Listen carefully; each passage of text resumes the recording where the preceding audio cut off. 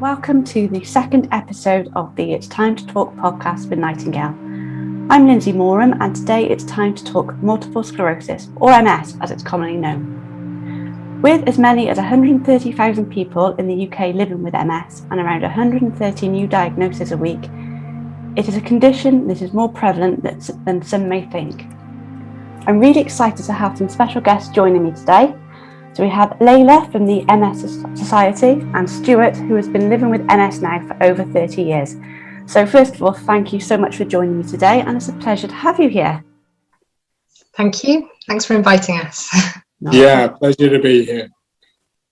So this episode of It's Time to Talk is aimed at raising awareness of MS in recognition of MS Awareness Week. So Leila, I'll come to you first. For those listening who might not know, can you start by telling us a little bit about what MS is? MS is the condition that affects the brain and spinal cord. In MS, the coating that protects your nerves, called the myelin, is damaged. This can cause a range of symptoms like blurred vision, fatigue, bladder and bowel dysfunction, problems with how some people move, like muscle stiffness, spasms, weakness, impaired balance, also how some people think, maybe cognitive difficulties or brain fog, as some people like to call it. Also how some people may feel, can affect some people's mood as well. That's not an example of how everyone experiences MS, because so many people experience it in different ways. It's very different for different people, and it's quite a fluctuating condition and unpredictable as well for a lot of people. Once you're diagnosed, MS does stay with you for life, but there are treatments and specialists that can help to manage the condition and its symptoms. And Stuart, so these signs and symptoms are something that you've had first-hand experience of. So you've been living with MS since you were just 18 years old. So can you tell us a little bit about your experience in the time leading up to your diagnosis, the symptoms you were having, and what prompted you to go to the doctor? Sure. It's funny, we talk about a diagnosis at 18, but I think many people experience that actually living with MS, you have symptoms long before you actually go to a doctor. My first symptoms were when I was 13 years old. I was literally walking to school to play a game of rugby, and I fell flat on my face on just an ordinary pavement. Didn't know what was going on, got up, went to school, played rugby, didn't play very well. And that started a 5-year process. Wow. Lots and lots of other symptoms, blurred vision, fatigue, as Leila said. And as I say, when I was 18, then called into the doctor's office, Stuart, you've got MS. And I waited for the second half of the sentence, the second half that said, and this is what we're going to do about it. But of course, back in 1980, there was no second half. That was it. Wow. It was just literally diagnosis service. And the doctor's words to me, as my mum and I left the office, were, Stuart, just go away and live with it. Not particularly cool when you're 18 years old. No. So from first symptoms at around 13, then diagnosis at 18, it took about 5 years for that diagnosis to come. Absolutely. Things are much, much better now. We've got the nice guidelines for MS, which talk about maximum length of time to diagnosis, which are absolutely superb. But unfortunately, people still do have a protracted period, because often we don't go to the doctor. No. You get a bit of blurred vision in an eye. It goes away after a few weeks, and you think, oh well, what the heck was that? But don't worry about it.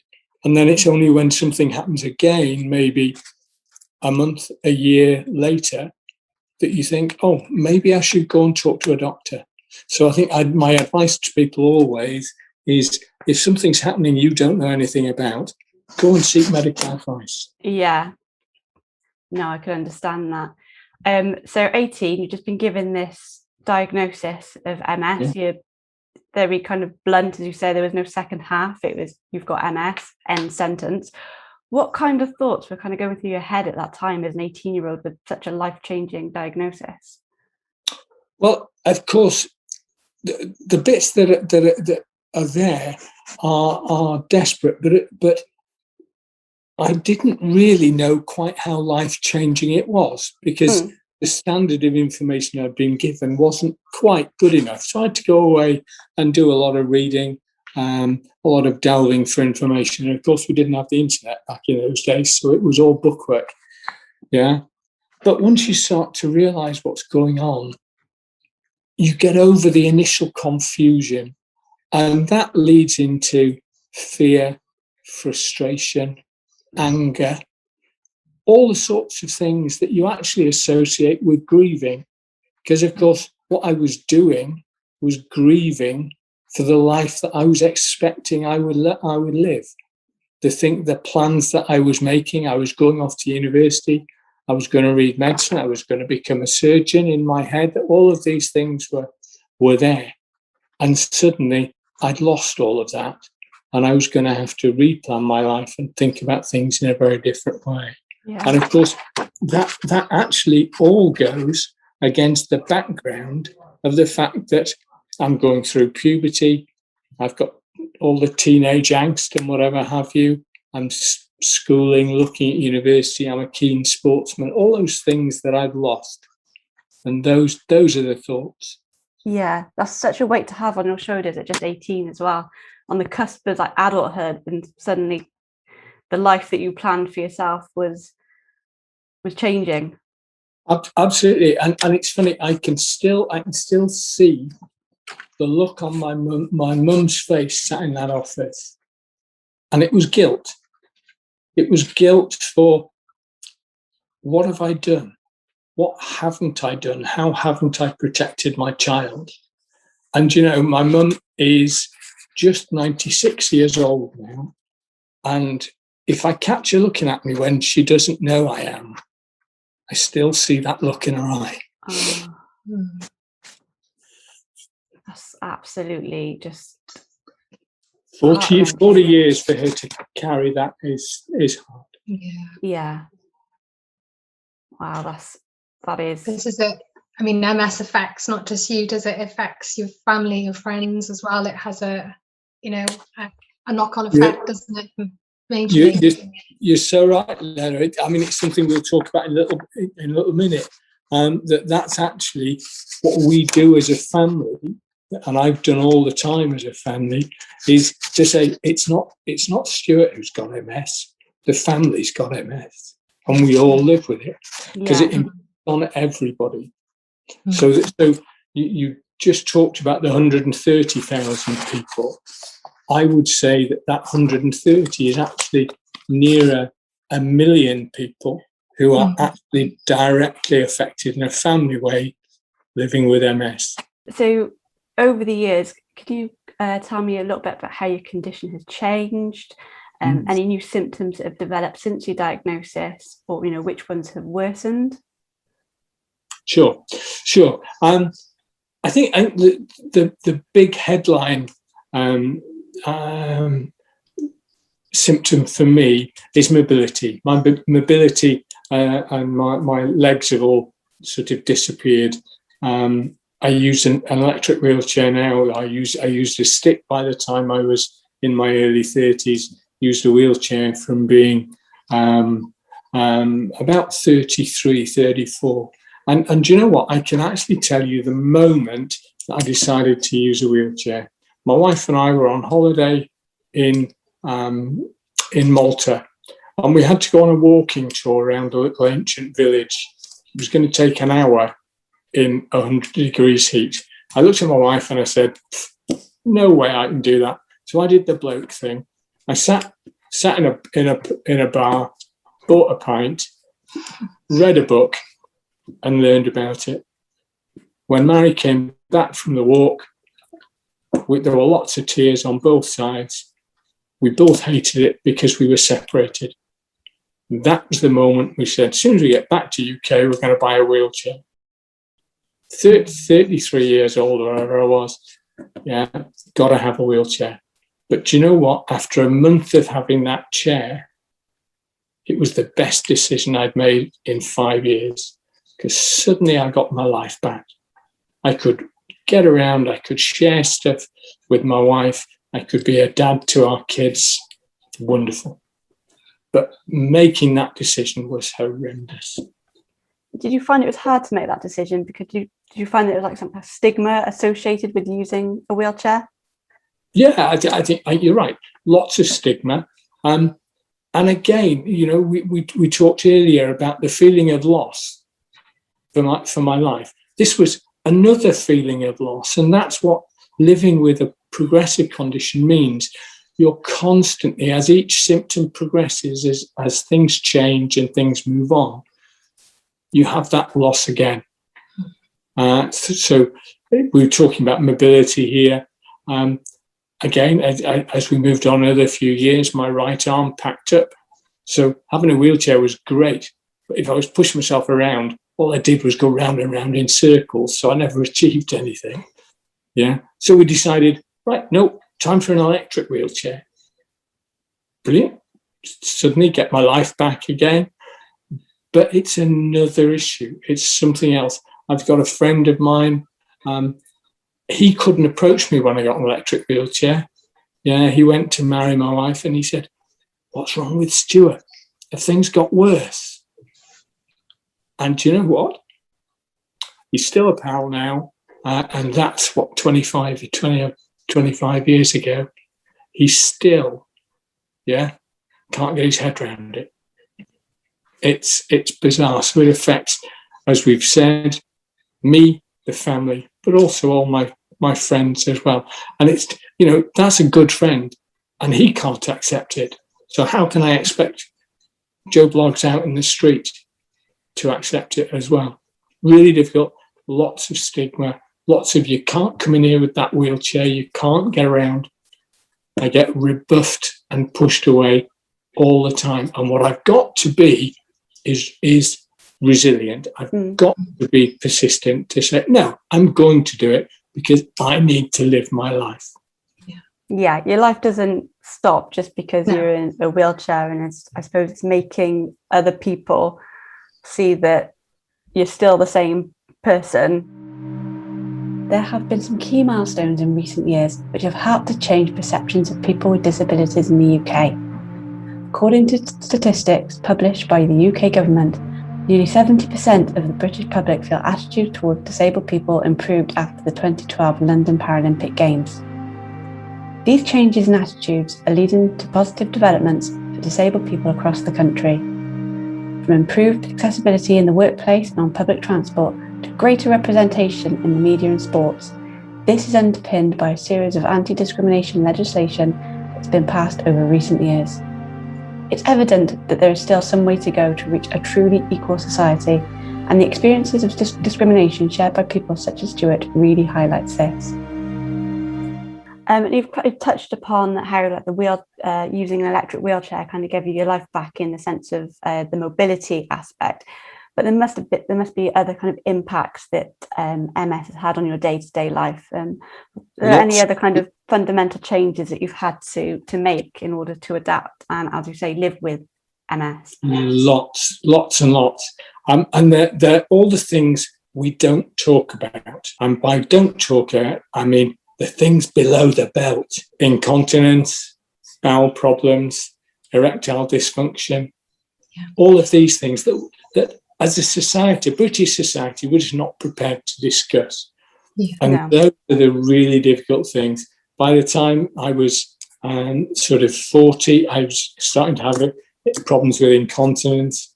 The one thing nobody ever did was tell me when I needed to open my bowels, I would have to warn the shipping in the Bristol Channel, because I don't go very often.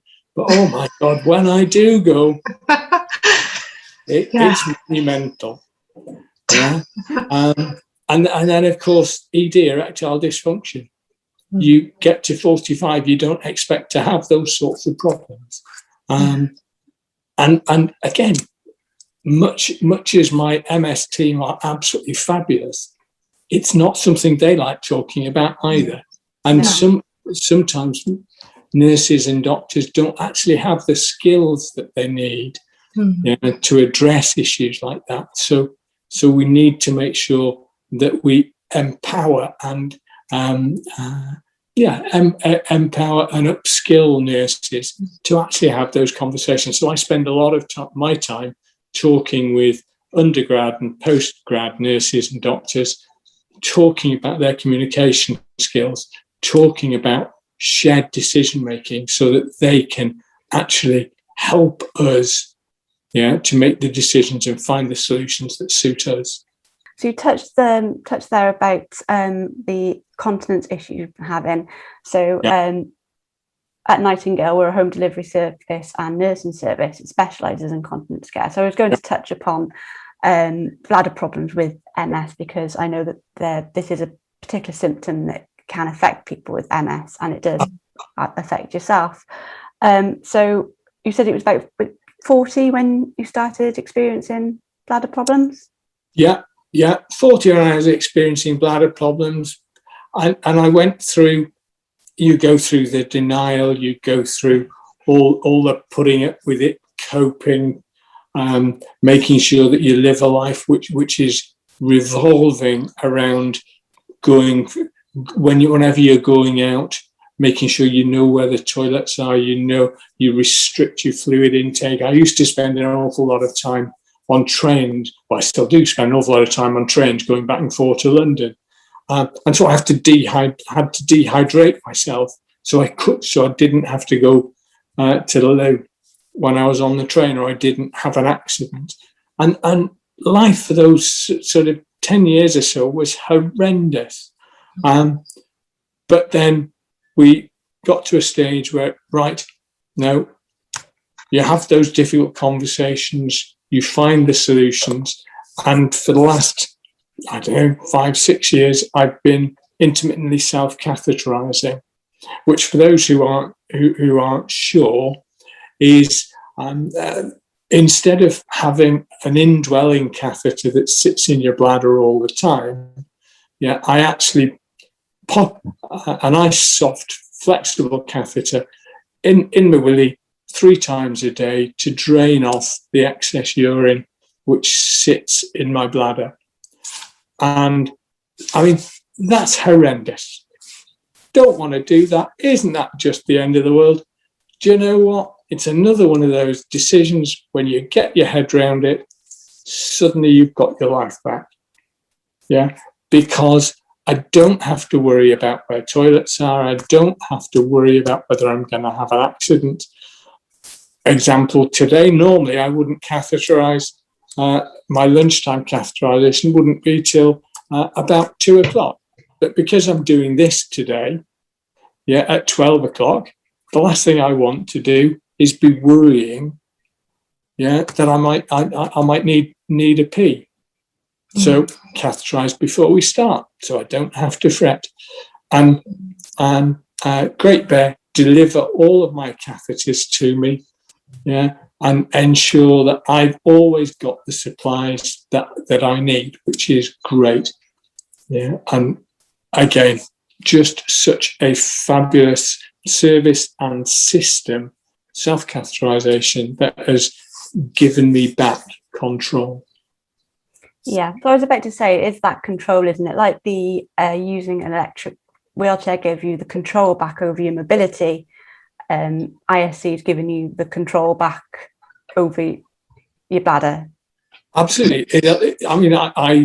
I work part-time, and we didn't talk earlier about maybe the impact on my working life that MS has had. 22 years ago, I retired from full-time work and went back 3 days a week, and worked those 3 days over 4. So I was always working shorter days so I didn't get too tired.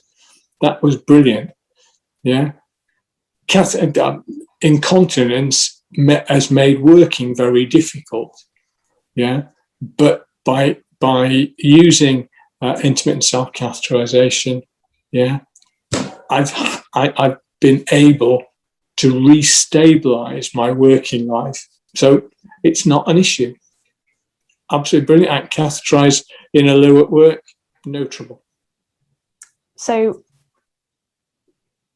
that kind of process of kind of experiencing the bladder problems that you're having and finding, the solution that is ISC, what kind of process did that take? Did you go back to your doctor? Yeah. What I'm odd. I'm sure you've already realised I'm odd, but I'm odd in that because I'm a nurse, because I'm a manager in the NHS, I know the system. So what I did was ring up a pal, and say, "Hey, Coral, I'm having trouble. Can I come and have a chat?" So we did. So I circumvented the system. But what you would normally do is you'd probably start by going to your GP, expressing what issues you've got, and the GP would then refer you to the hospital-based continence service. All hospitals have a continence service, and at that point you'll be assessed probably initially by a continence nurse. And that nurse will discuss with you what sort of issues you're having, what the problems are that you're experiencing, and how we could look at further solutions for you. One of which is intermittent self-catheterization. It isn't necessarily where you'd start, but it's certainly an option that is to be considered, and I would reflect my experience to say it's not one which you should dismiss out. Oh, I could never do that. I could never stick a catheter in myself. Nothing. Please, for people, don't come at it from that perspective.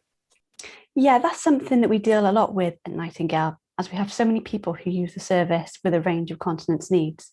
There are so many different products out there that can really help improve the quality of life of the people using them. From ISC, which you mentioned, to sheaths and indwelling catheters, there are a lot of solutions out there. Talking about continence in relation to MS, as you mentioned, is a bit of a taboo subject, but it is a reality. And I think it's important we continue to have these more difficult conversations. So you've spoken so openly about your experiences with continence problems. Are there any other experiences that you can draw upon to help others who are facing the challenges associated with having MS? I've been really lucky. I used to play badminton for England, cricket for Yorkshire, rugby for Yorkshire, all sorts of stuff. Can't do any of that, and that's okay. But what I have been able to do is I made friends with JLS. I've spoken at the Houses of Parliament. I've spoken in Iceland. I've been to the palace and met the Queen and got my MBE. So there's lots of things that I would never have done had I not got MS. So there are lots of opportunities if you see the things that come up, maybe a little bit left field, but say to yourself, I'm going to have a go at that. I'm not going to just sit back. I might never have thought about doing that, but having this condition has given me an opportunity to see I can do that. Yeah, that's right. It's about looking at what you can do, isn't it? Not what you can't do. Yeah, you're so right. We focus. I mean, it's pretty obvious to see with someone like me sat in a wheelchair, there are things I can't do. Hey ho, yeah, we get that. If there's 25% of things I can't do, it means there are 75% of things I can do. Yeah, exactly. And focus on the 75%. Focus on the good stuff, because that's where the richness is. Yeah. That's where the richness is. And then there'll be other things that you never even thought about when you were when you didn't have any issues that you're actually bloody good at. Yeah.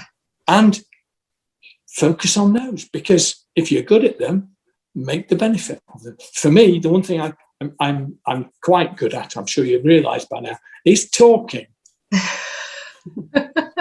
Yeah. So I've made a bonus out of that. I now teach, I lobby, I get involved, I try to make a difference for people. Yeah. And I never thought about that. Everything was physical when I was a kid. Everything was about sport and activity and all of those things. Now that never even enters my head, because I know that my focus, the things I can do, are all about what I can do with this. Absolutely. And through your talking, you're now an ambassador for the MS Society. So how did that kind of come about, and how did you first hear of the charity and approach them? Well, what a really good question. I take you back an awful long way. As I said, I fell over on that pavement when I was 13. When I was 14, my mum and I had a chat, and we said, well, because somebody had talked about MS, they didn't have a diagnosis or anything, but they said this could be on the cards. So I thought, all right, let's go to an MS Society meeting. So we went to a hotel called the Metropole Hotel in Leeds, where we were living. Mum opened the door, and then I walked, and do you know what I saw? I saw 200 white-haired people in wheelchairs. And I left, and I didn't. Needless to say, there weren't 200 white-haired people in wheelchairs, but as a 14-year-old boy, that's all I saw. I was 33 before I went back. Wow. Yeah. Because by the time I was 33, I was starting to have some problems. Mary and I talked about it. Yes, Stuart, you've got some skills, you know, a little bit about healthcare, you know, a little bit about politics, you know, a little bit about education and stuff. Maybe you could offer some help. So I went back and I got involved with the what was then the South Wales region of the MS Society before we made it MS Cymru. Yeah, and I got involved from there, and it's been one of the most fulfilling things I've ever done, and it is a real opportunity for anybody living with MS. Get yourself out and make a difference. Find the things you're good at. The MS Society has millions of different volunteer roles. Get out and do what you can. I'm coming to the end of my time as the co-chair of the Research Strategy Committee. So we'll need a new one. It could be you. That's great. Mm-hmm. Brilliant. And Leila, so coming back to you and the work that the charity does, what do you find are the main questions that people have when they approach the charity following a diagnosis? Yeah, the most common questions I would say is, I've been diagnosed, you know, what happens next is a very, very common one. Will my life be different now? Is there a cure for MS? Who do I speak to about getting treatment? Can I carry on driving? Will my children get MS is another very common one that people automatically think of their parents. And where can I go for more support as well? I would say they were probably the most common questions. The kind of lifestyle kind of questions. Yes, yeah, definitely. Approach with. Yeah. And what advice, anyone who was finding themselves, in the early days following a diagnosis, who maybe don't know where to turn to, what kind of resources would you kind of signpost to that could help? Well, yeah, being newly diagnosed or recently diagnosed with MS can be really overwhelming for a lot of people, as you've already mentioned, about that kind of sort of grief, that sense of loss, loss of that old life. And we remind people at the MS Society that the first thing to remember is that you're not alone. You're part of a whole community of people to help, basically. At the MS Society, we've got loads of resources and support mechanisms in place to help people who are affected by MS, not just for people who are diagnosed, but also for friends and family as well. So that there are lots of resources available. We've got our helpline, which is free and confidential, and that provides emotional support and information, again, for anyone affected by MS. We've also got more than 270 local groups throughout the UK, which are run by thousands of dedicated volunteers as well. Through the local groups, people with MS can connect with other people affected by MS in their local area, and can find out more about local services that are relevant to them as well. We've got an MS forum as well, which is a very welcoming community of over 30,000 people who live with MS, and we've got quite a lot of specific information on there around diagnosis or people who are going through that process at the moment, so that can be really helpful for people who want to get online and look at it. We also got some UK-wide online information, webinar and wellbeing sessions as well, particularly in the time where everything is online these days. You know, it can be really useful to have those sessions. Some things that we're covering are things like changing symptoms, friends and family sessions, building resilience and good mental health. And there's time to chat sessions as well as part of that programme, which is great for people to connect and talk to each other and get that kind of peer support as well. Yeah. So we've got loads of information, obviously, on our website, and we've got social media, you know, Facebook and Twitter as well, if people want to see what's going on that way. But if anyone wants more information, I would say the best place to start is probably the website, and then go from there. So it seems that there is plenty of resources out there, and people going through a diagnosis, even though it can be very uncertain and scary. Yes. As you said, they're not alone, and there is help and support out there. Yes, definitely. And it's all accessible. Yes, completely accessible, yeah. Fab. And finally, Stuart, I'll come back to you. You speak so positively about something that can be so negative in someone's life.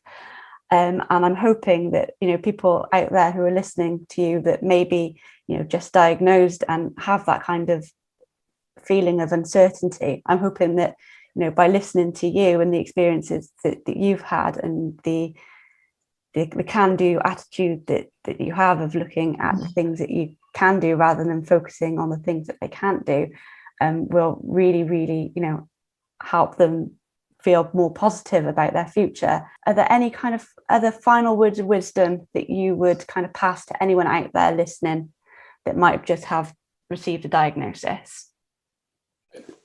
I think you've done a really good job there, Lindsay. I've covering all the bases. If you're newly diagnosed, remember there is no better time. There has never been a better time to be diagnosed with MS than now.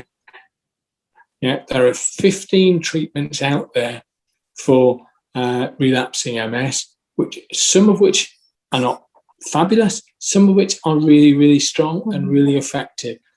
Make sure you get yourself into your MS team, talk to them, and they will be able to direct you to the best treatments and therapies. When I sat in that office, 40 odd years ago, yeah, there was nothing. Now we're in a position where, well, I remember dreaming that I just wanted somebody to be able to turn around to me and say, just take a tablet every day and this won't affect your life. I have to be honest, we're not quite there yet, but we are getting there. Yeah, and particularly with the MS appeal, the Stop MS appeal, which is to raise £100 million for MS research.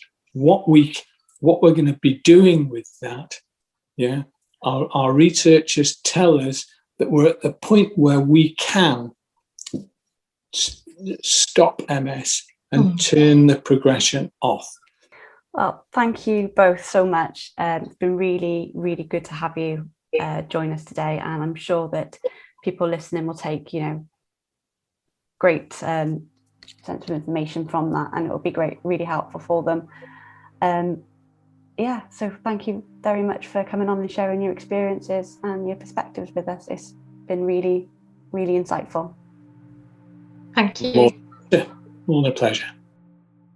If you are listening and want to find out more information on MS and the support and care that is available, please visit www.mssociety.org.uk, where you will find a range of resources from how to manage physical symptoms to emotional support and financial help, as well as a free phone helpline to help answer any questions you have about MS. Thank you for listening, and we look forward to bringing you the next episode of It's Time to Talk soon. Until then, take care and goodbye.